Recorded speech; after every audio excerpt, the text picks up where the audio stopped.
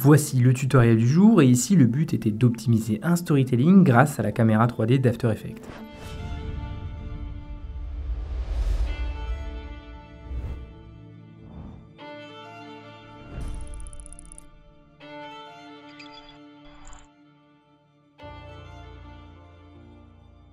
Mais ce style est issu de la chaîne YouTube Magnite Media.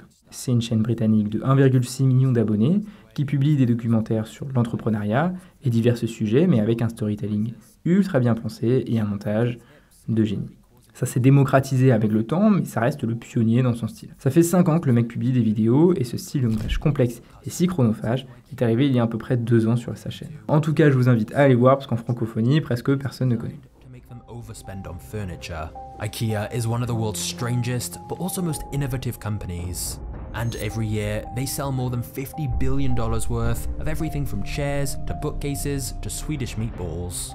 Today, IKEA is the largest furniture retailer in the world, and oddly, also among the world's 50 largest restaurant chains.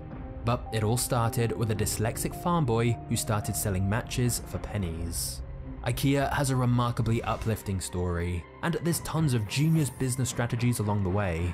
But there is also a darker side to IKEA. Donc on se retrouve sur After Effects et voici les différents éléments qu'on va utiliser. Donc les 3 scènes, la ville, le Starbucks et le Amazon Warehouse. Donc ils sont déjà détourés. Donc il y a différentes méthodes pour détourer. Vous pouvez le faire directement dans After Effects, utiliser Adobe Express ou Photoshop d'ailleurs. Moi j'aime bien la méthode, j'aime bien faire un masque différemment dans After Effects, comme ça j'ai un max de précision. Et là, du coup, j'essaye de placer, de positionner la première scène, donc la ville. Et j'ai mis un effet, j'ai mis Motion Tile dessus pour étendre un petit peu les côtés. Ça les prolonge, donc c'est pas infini, hein, c'est juste pour combler les bords. Voilà, et j'ai également ajouté un effet vignette par-dessus.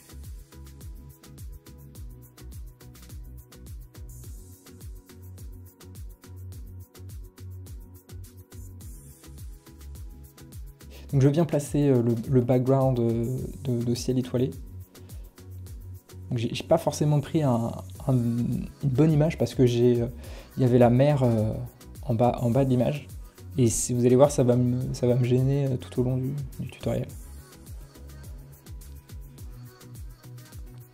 Donc je positionne aussi le premier logo, donc le logo McDonald's. Le but ici, c'était de le positionner derrière la ville et devant le ciel étoilé.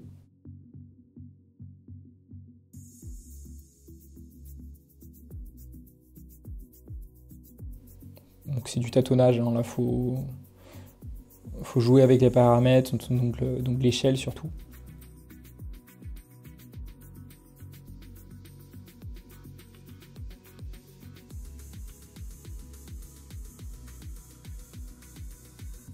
Il ne faut pas oublier de mettre tous les éléments en 3D. Voilà, je repositionne le ciel étoilé également. L'intérêt, c'était pas qu'on voit la mer justement, et qu'on voit un petit peu la lune, donc j'essaie de trouver le juste milieu.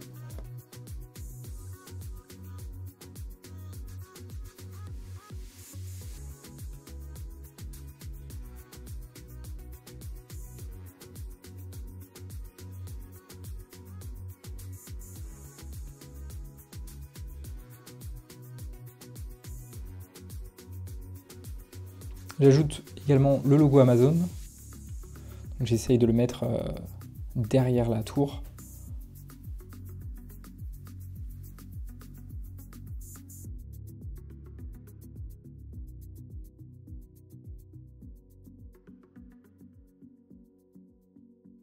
Donc toute cette séquence, elle est en accéléré parce que c'est du positionnement. C'est pas sorcier, c'est pas très compliqué. Et je rajoute également le logo Starbucks. Et sur cette séquence, par contre, je vais ajouter le glow sur chaque logo. Et je vous mets à l'écran les paramètres du glow.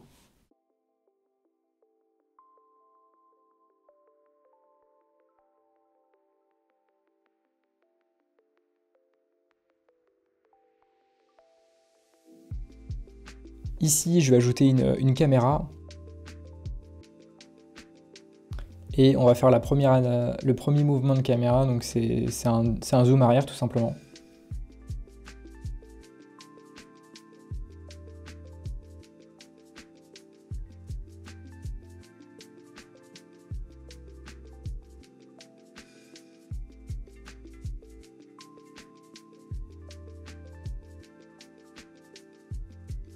Là, j'ajoute un motion tile sur la lune pour étendre un peu le ciel, et ça marche bien d'ailleurs. Je me rends compte que je suis allé un peu trop loin avec le zoom arrière.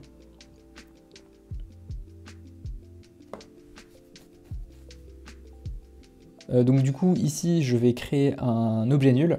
L'objet nul que je vais relier à la caméra avec le lien parent. Donc c'est ce que vous voyez à l'écran.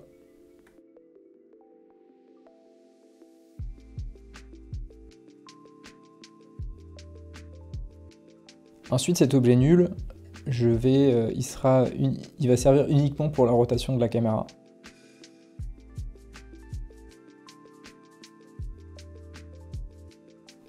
Et donc ici, le but, c'est de trouver le bon timing entre le zoom arrière et la rotation.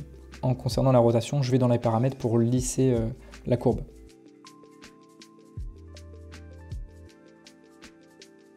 Ensuite, je vais m'occuper de l'animation des logos, des 3 logos. Donc je mets une image clé d'arrivée.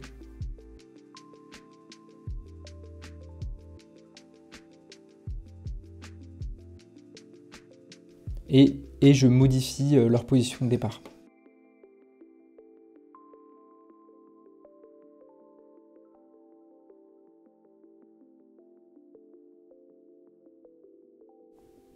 Donc là, j'ai essayé de trouver le meilleur timing possible.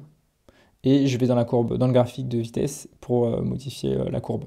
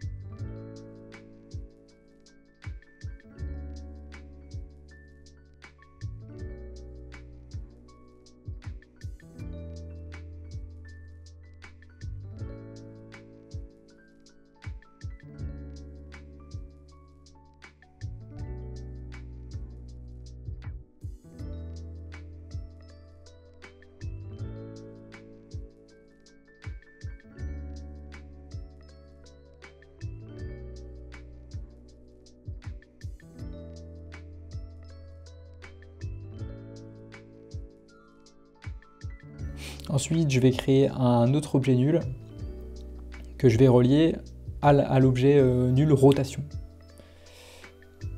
avec le lien parent link. Et je vais changer la position de cet objet nul mouvement droite pour changer de scène et commencer la scène du Starbucks Coffee. Je vais également ajouter une petite rotation du basculement de la caméra. Et ensuite, je vais ajouter la nouvelle scène, donc le Starbucks Coffee, que je mets en 3D et que je déplace à l'endroit prévu pour la deuxième scène. J'ajoute également un objet de transition, donc là c'est un immeuble, c'était pour cacher vraiment, pour transitionner entre les deux scènes. J'ajoute un vignette pour l'incorporer au mieux dans la scène. Je duplique mon ciel étoilé et je le déplace sur la deuxième scène.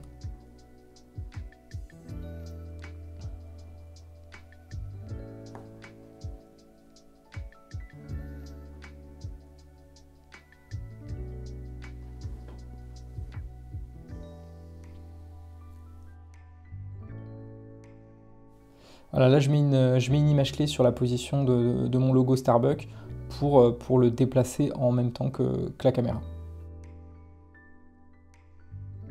Donc j'ajoute une position de départ et une position d'arrivée.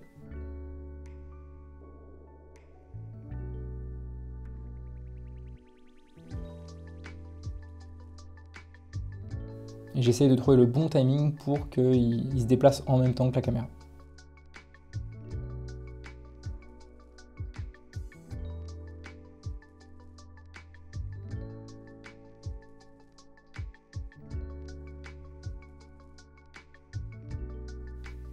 Là, je me rends compte que l'immeuble n'est pas bien positionné, donc je le redéplace entre les deux ciels étoilés pour pas qu'on voit la jonction, quoi.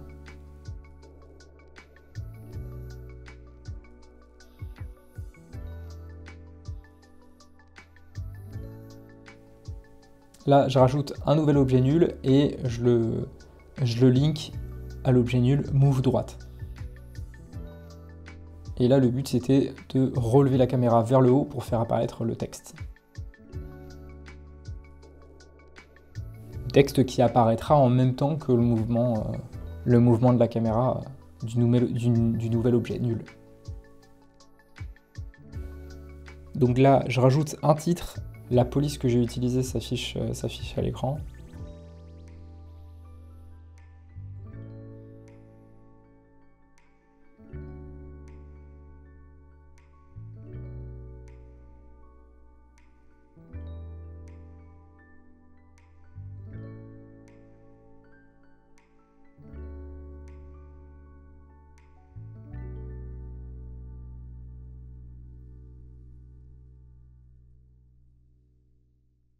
Donc là, j'ai pas mis mes titres en 3D et ça m'a porté préjudice parce que pour les redéplacer après, c'est pas facile. Donc n'oubliez pas de mettre directement vos titres en 3D pour pouvoir les déplacer dans l'espace ensuite. Donc là, le but, c'était de les mettre derrière le background Starbucks Coffee et devant le ciel étoilé.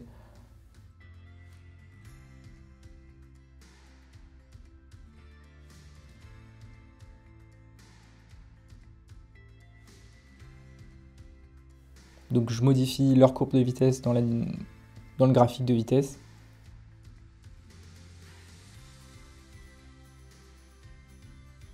Et je copie l'effet glow du brouillon que j'avais fait de l'animation.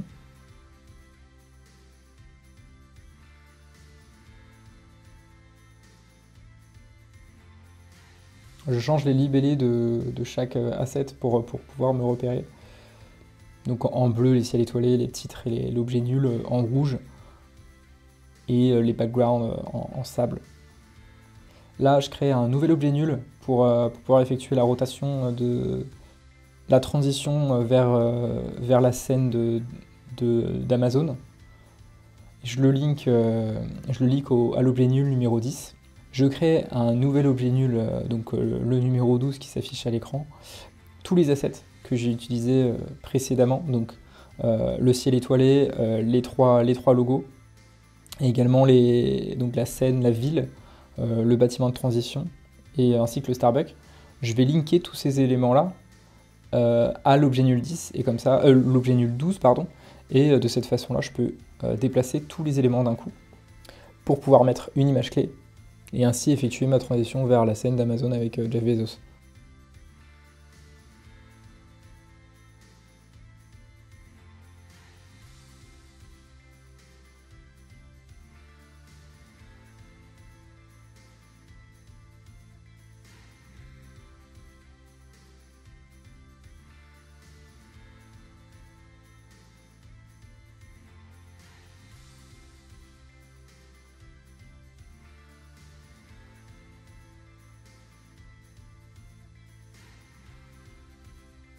Donc là, j'ajoute mon dernier background, donc celui d'Amazon. Je le mets en 3D et je le déplace à l'endroit de la dernière scène. Je duplique également le ciel étoilé et je le mets derrière l'Amazon background.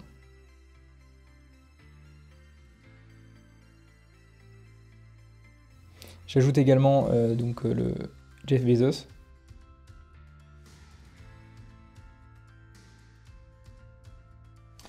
Je duplique le titre que j'ai utilisé pour la dernière scène, donc le 20 billions, le 20 milliards.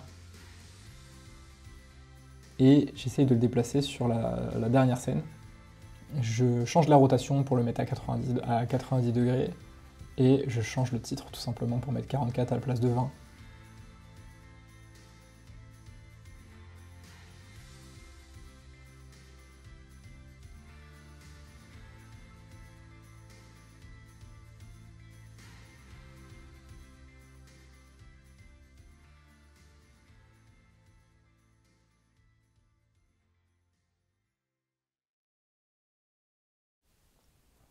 Là, j'utilise Mister Horse pour l'animation du titre. Vous pouvez mettre celle que vous voulez, en l'occurrence, j'ai choisi celle-ci.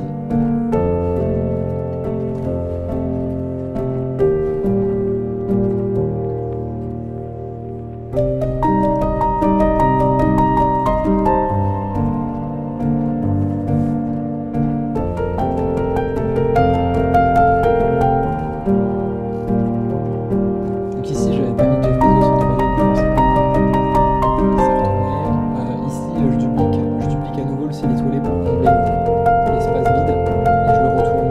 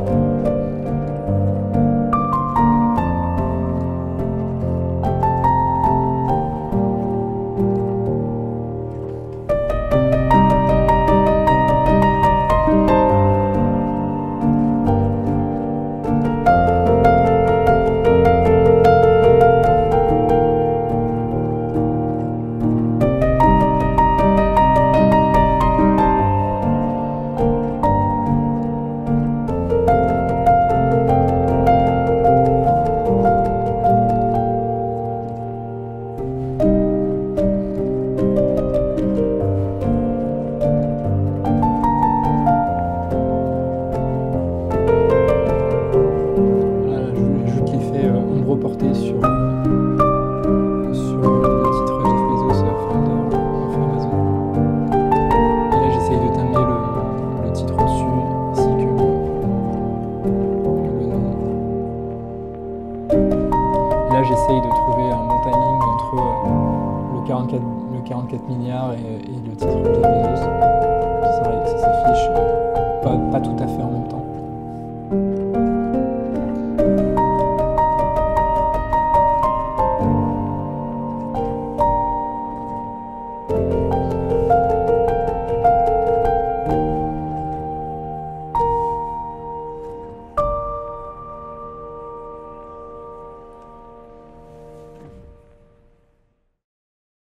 Donc là, Donc là, je fais un masque sur le ciel étoilé pour enlever la mer, tout simplement. Une fois que le masque est effectué, je clique sur Inverser et je change les paramètres du masque.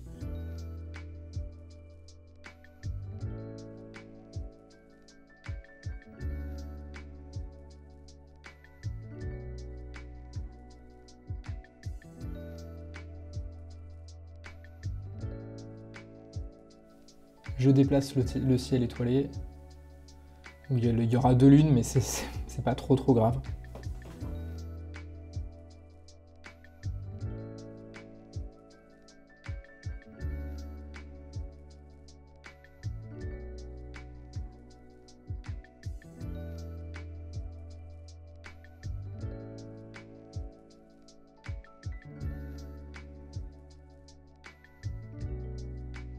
Et pour terminer, je vais rajouter des overlays. Donc les overlays sont super importants. Là, en l'occurrence, c'est un overlay de particules et ça permet au glow de se manifester un peu mieux et ça permet d'assombrir un peu la scène et de la rendre un peu plus crédible. Donc je vous invite à chercher sur YouTube des overlays pour vos scènes, pour vos animations. Ici, sur la dernière scène, j'essaye de changer l'opacité de l'overlay parce que ça correspond pas à la scène, donc je la diminue à 50%. Ici, sur la dernière scène sur Amazon, je baisse l'exposition, tout simplement. Et je vais ajouter un adjustment layer pour ajouter du grain à la scène. Donc là j'avais laissé en preview, donc forcément le grain ne s'affiche pas complètement. Mais sinon voici les valeurs que j'ai choisies. Et pour terminer, on va essayer d'animer un petit peu Jeff Bezos. Donc je vais utiliser l'outil Puppet.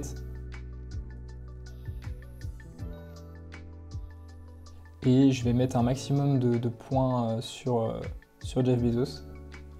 Et je vais déplacer le point que j'ai mis sur sa main ainsi que le point que j'ai mis sur sa tête, tout simplement.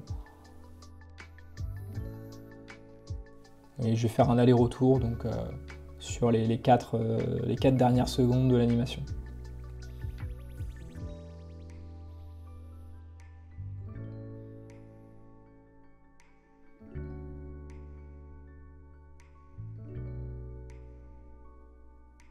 Et je vous invite à faire F9 pour lisser vos images clés. Le mouvement sera un petit peu plus fluide.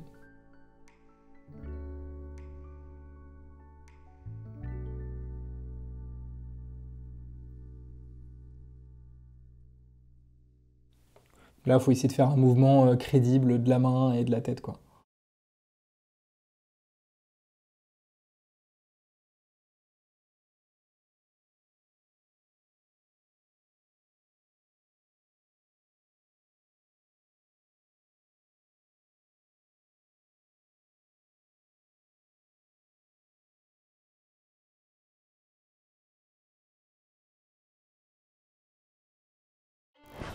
Le tutoriel est terminé, j'espère que ça t'a plu. N'hésite pas à me donner ton feedback en commentaire pour que je puisse faire de meilleurs tutoriels à l'avenir.